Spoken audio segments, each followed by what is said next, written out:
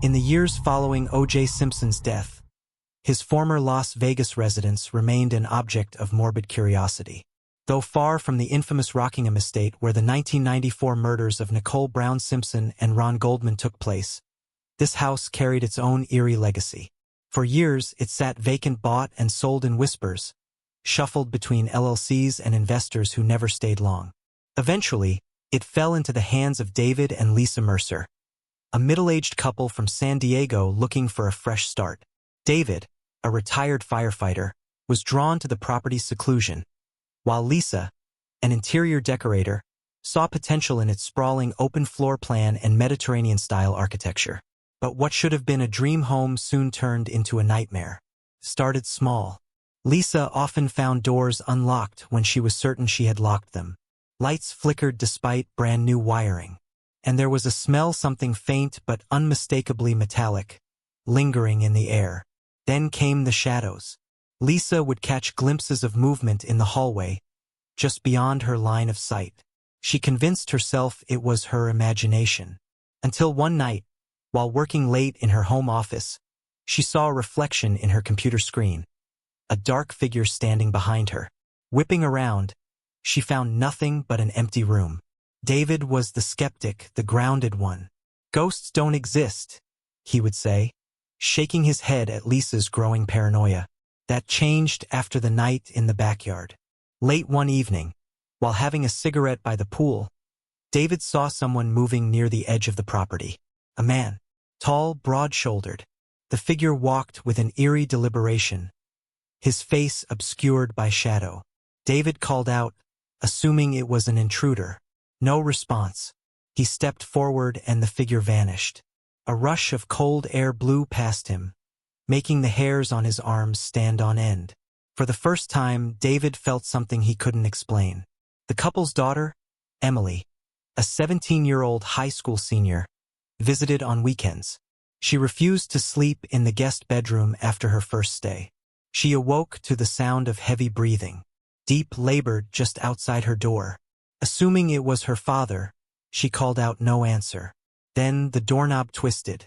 Slowly, deliberately, frozen in fear, she gripped the covers, listening as the door creaked open half an inch. She reached for her phone, but the battery fully charged before bed was dead. And then, just as suddenly as it began, the breathing stopped. The door, still ajar, remained unmoved. By morning, Emily refused to stay another night. The final straw came when Lisa began renovations. She had hired contractors to tear out the old tile in the kitchen. On the second day of work, they found something strange. A knife, buried beneath the flooring, rusted but unmistakably sharp. Lisa froze at the sight of it. The blade was long, the handle cracked with age. It had been hidden for years, possibly decades. That night, the house came alive. The Mercer family was woken by pounding loud, rhythmic, shaking the very walls of their home. The security cameras captured nothing, yet every room seemed to vibrate with unseen force. The air grew thick, suffocating, as if the house itself was watching them. By dawn, they made their decision. They were leaving. Within weeks, the house was back on the market, its price mysteriously slashed. The Mercers never spoke publicly about their experience, but those close to them said they never stayed in one place for long after that. The new owners, a young tech entrepreneur and his wife, lasted only 6 months before selling. Each successive owner stayed even less time. As of today, the house remains empty. Real estate agents call it a tough sell. Locals call it cursed. But those who've stepped inside know the truth. O.J. never left. The Mercer family left in the dead of night, stuffing what they could into suitcases and plastic bins, abandoning the rest. The house sat dark and silent for months, the for sale sign swaying gently in the warm Las Vegas wind, its edges curling from sun exposure. The realtor, a sharp-eyed woman in her 50s named Marion Lowe, struggled to offload the property. She never liked going inside alone. The air inside was always too thick, too still, like something unseen was waiting for her to make a wrong move. When the house finally sold, it went to Joshua and Vivian Carter, a young couple from Silicon Valley with more money than superstition. Joshua, a software engineer, saw the property as an investment. Vivian, a social media influencer with 500,000 followers, saw it as content, endless opportunities for house tours, renovation projects, and luxurious poolside photo shoots. From the moment they stepped inside, something felt off. The air was warm, but goosebumps rose on Vivian's arms as she walked across the marble floors. The house was fully furnished. The Mercers had left so much behind, but there was no sign of dust. It was as if someone had been tending to it. The first few nights were uneventful. The couple celebrated their new home with a small party, guests laughing on the patio, the city lights of Las Vegas flickering beyond the edge of the property. But even in the midst of the music and the chatter, Vivian found herself glancing at the windows. At one point, she saw something, a face, a shadowed figure, barely visible through the reflection of the glass, watching from inside the house. She turned, heart pounding, but there was no one there. Joshua spent most of his nights working in his home office, leaving Vivian alone in the vast, echoing house. She took solace by the pool, often lying on a floating lounge chair, staring up at the sky. It was during one of these quiet evenings that she saw it. The water changed. The gentle ripples on the surface slowed, not in the way water should, not naturally. It was like something was beneath her, pulling the movement inward. The water turned murky, a faint reddish tint swirling through it. Vivian's breath caught in her throat. The pool's underwater lights flickered, their glow distorted by whatever was spreading through the water. She sat up sharply, sending her drink tumbling into the deep end, the glass sinking, distorting through the unnatural haze. And then she heard it, a whisper, low, menacing, right by her ear. She scrambled out of the water, her breath coming in ragged gasps, her hands slick as she clutched the pool's edge. When she turned back, the water was clear again, as if nothing had happened. She tried to tell Joshua, but he waved it off. You were drinking. Your mind played tricks on you. But Vivian wasn't so sure, because at night, when she lay awake in their massive bedroom, she could hear it. A soft, rhythmic sound, like someone pacing, a heavy, deliberate footstep, then another, the same measured cadence of a man who once walked into a courtroom, into a prison cell, into the pages of American history. And though she never said it out loud, though she barely dared to think it, she knew who it was. Don't forget to subscribe and like if you liked this story. Vivian stopped sleeping. She wouldn't admit it outright, not even to herself, but every night. As soon as Joshua's soft snores filled the cavernous bedroom, she lay awake, staring at the ceiling, her ears straining for that sound. The pacing, the slow, deliberate thud, thud, thud, of unseen footsteps moving across the tiled floor. Some nights, she swore it was coming from just outside their bedroom door. Other times, it echoed from downstairs, moving through the house as though something unseen still lived there, following a path it had walked in life, refusing to abandon it in death. She kept these fears to herself. Joshua had no patience for ghost stories. His world was logical, full of code and algorithms, numbers and hard facts.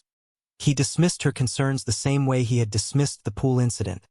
The strange shadows in the windows, the way she sometimes felt watched, like something unseen hovered just beyond her vision, observing, studying, waiting. Maybe it's the wind, he suggested when she told him she had heard whispering in the hallway. She didn't have the heart to tell him there was no wind inside the house. One evening, as the sun bled out behind the Las Vegas skyline, Vivian prepared for a live stream in her bathroom. She applied makeup in front of a huge, illuminated mirror, adjusting the camera just right, perfecting her angle. The ring light cast her in a flawless glow, and she smiled at her reflection, her phone propped up beside her, the screen already showing hundreds of waiting viewers.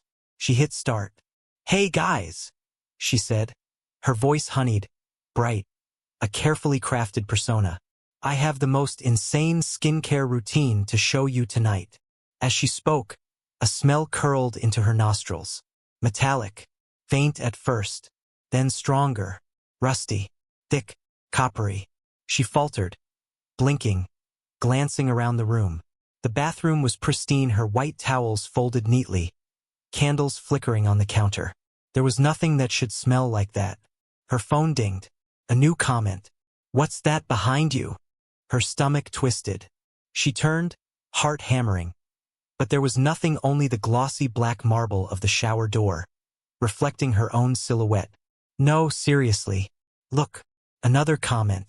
Then another. "WTF, why is your door moving?" Her breath hitched. Slowly, she turned back to her phone screen, her fingers tightening around the counter. The chat flooded with more messages. "Dude, there's someone in your room. I saw it too, WTF. He's standing right behind you." Vivian's pulse roared in her ears. The camera was facing her. There was no way anyone could be behind her without her seeing it herself. She forced a laugh, shaky, brittle. "Okay. Guys, very funny." "No, we're not kidding." "Holy shit," his face. She felt the blood drain from her cheeks. She turned slowly, her movements stiff, mechanical, like her body was rejecting the idea of seeing what was really there. The shower door was still. The room was empty. But the smell, that awful coppery scent, was stronger now. Vivian slammed her phone down, ending the stream. She didn't sleep that night. The following week, Joshua's patience ran out. "You need to stop scaring yourself," he told her over dinner, swirling a glass of deep red wine. "This house is big. It's gonna creak. It's gonna make noise. That doesn't mean it's haunted." Vivian wanted to believe him, but there was something wrong with the house. Something festering beneath its expensive floors and pristine walls. She could feel it, couldn't he? That night, she woke up to the sound of metal scraping against tile. A slow, dragging noise, like a blade. She bolted upright. The bedroom was dark except for the faint glow of the city lights outside. But she felt it. Something was here. Then came the whisper. "Where's the knife?" The voice was deep, guttural, rasping, spoken from a throat that had long since gone dry. Vivian couldn't breathe, couldn't move. The closet door creaked open. She flung herself at Joshua, shaking him violently, her nails digging into his arms. Josh, wake up!" He groaned, barely stirring. "Viv, stop." The whisper came again, closer this time. "Where's the knife?" The bedroom lights exploded, glass shattering, darkness swallowing them whole. And then silence. Vivian stayed frozen, her heart hammering, waiting for something, anything. A breath, a touch. But nothing came. And yet she knew. She knew she wasn't alone. Vivian did not move for a long time. Her breathing was shallow, each inhale trembling in her chest. Her hands still curled into fists in Joshua's shirt. The room was dark now, the shattered remains of the bedside lamp glistening like broken ice across the hardwood floor. But she could still feel it. Something in the room. The air was too dense, pressing down on her skin like a weight, filling her lungs with something unseen but suffocating. She swallowed, forced herself to listen. Silence. Nothing moved, not even the faint hum of the city outside. Even the distant sound of traffic, a constant, living presence in Las Vegas, seemed to have vanished. And then, a soft scrape, a whisper of sound, like metal dragging against tile, came from the closet. Vivian squeezed her eyes shut. She didn't want to look. She didn't want to see what was standing in the dark, just beyond the closet doors, waiting. She tried to shake Joshua again. "Josh!" she whispered harshly, her voice barely a breath. "Wake up, please." Nothing. He let out a long, drowsy exhale and turned away from her, slipping back into sleep. Of course, Joshua never heard the sounds, never smelled the metallic rot in the air, never felt the heavy presence that pressed against her chest in the middle of the night. She was alone in this, and someone knew it. She forced herself to move, sliding out of bed as quietly as she could.